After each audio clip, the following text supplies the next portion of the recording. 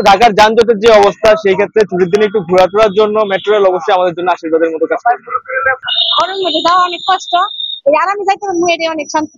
মনে হয় টাকা দিয়ে কষ্ট কিনে নেওয়ার মতো মেট্রো রেল না থাকলে মানুষের যে একটা স্বস্তির ব্যাপার, সেটা মানে বাসের তুলনায় মেট্রো রেলে বেশি পায় মানুষ। ছুটির দিন, অন্যান্য দিনের মতো ছুটির দিনে এরকম সুযোগ সুবিধা পাওয়া যেত না। দেখা গেছে আমরা শপিং করতে যাই বা অন্যান্য জায়গায় যাই, মেট্রো রেল হয়তো এই ব্যাপারটা হচ্ছে ইজি হয়ে গেছে। আসলে বাসের মধ্যে তো অনেক জ্যাম পড়ে, বা হচ্ছে যে মানুষের যে একটা স্বস্তির ব্যাপার, সেটা মানে বাসের তুলনায় মেট্রো রেলে বেশি পায় মানুষ। অবভিয়াসলি সবকিছু মিলে ভালোই হয়েছে আমার কাছে মনে হচ্ছে।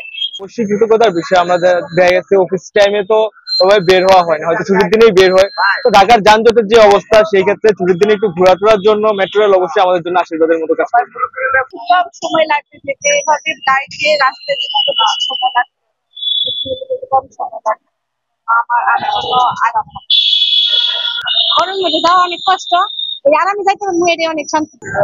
আমি অসুস্থ, এরপরও একটু মেট্রো রেল আসে বিদে আমি আগারগাঁও এবং এই যে সংসদ ভবন আশেপাশে ঘুরার জন্য যাচ্ছি পুরো ফ্যামিলি নিয়ে। এটা যদি মেট্রো রেল না থাকতো আমি একটা কর্মসূচি দেখতাম না। এরকম অনেকেই এই মেট্রো রেলের জন্য এই উদ্যোগটা নিতে পারতেছে। নাহলে এই যে সিএনজি করে যাওয়া, বাসে করে যাওয়া, এর থেকে হেসিং এই গরমের ভিতরে আর কিছু নেই। মনে হয় টাকা দিয়ে কষ্ট কিনে নেওয়ার মতো মেট্রো রেল না থাকলে।